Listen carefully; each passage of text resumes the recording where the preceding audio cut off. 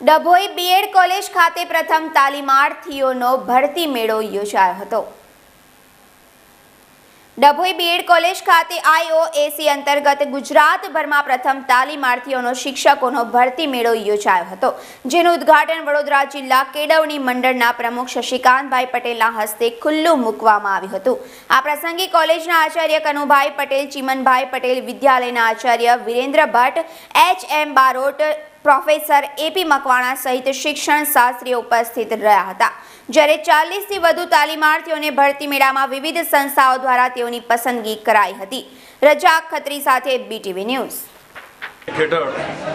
આજ રોજ વડોદરા જિલ્લા કેળવણી મંડળ સંચાલિત બીએડ કોલેજ દ્વારા ડાયરેક્ટ પ્લેસમેન્ટનું જે આયોજન કરવામાં આવ્યું, એમાં અમારી બીએડ કોલેજના તાલીમાર્થી ભાઈઓ તથા બહેનો કે જેઓને અન્ય પ્રાઇવેટ સ્કૂલોની અંદર ડાયરેક્ટ પ્લેસમેન્ટ સિસ્ટમથી જોબની જે એક અત્યારે જરૂરિયાત છે, એ જોબ માટે આજ રોજ અહીંયા ઇન્ટરવ્યૂ રાખવામાં આવેલ છે અને અમારું ગણિત છે કે આજ રોજ લગભગ 45 થી 50 વિદ્યાર્થીનીઓને આ જોબ પ્લેસમેન્ટમાં ડાયરેક્ટ જોબ લેટર આપવાની શક્યતાઓ છે અને આ 44 વર્ષના ગાળામાં અત્યાર સુધીની લાઈફમાં વડોદરા જિલ્લામાં પ્રથમ પ્રયોગ છે કે જે અત્યારે અમારી સંસ્થા વડોદરા જિલ્લા કેળવણી મંડળ સંચાલિત બીએડ કોલેજ દ્વારા કરવામાં આવ્યો છે।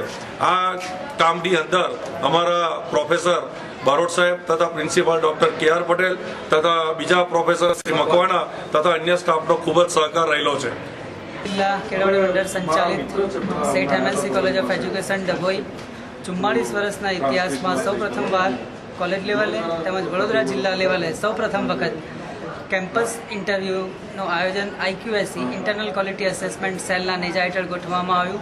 તેના ઇન્ચાર્જ તરીકે હું પોતે ડૉક્ટર રીયલકુમાર M બારોટ અને પ્લેસમેન્ટ સેલના ઇન્ચાર્જ તરીકે શ્રી AP મકવાણા સાહેબ ઉપસ્થિત રહી અને તમામ જિલ્લા લેવલની 7 શાળાઓને આમંત્રિત કરી સાથે 7 શાળાઓના આચાર્યો તેમજ એક્સપર્ટ ટીચરોએ વિવિધ વિદ્યાર્થીઓના ઇન્ટરવ્યૂ લઈ અને 45 જેટલા તાલીમાર્થીઓને આજે પસંદ કરશે।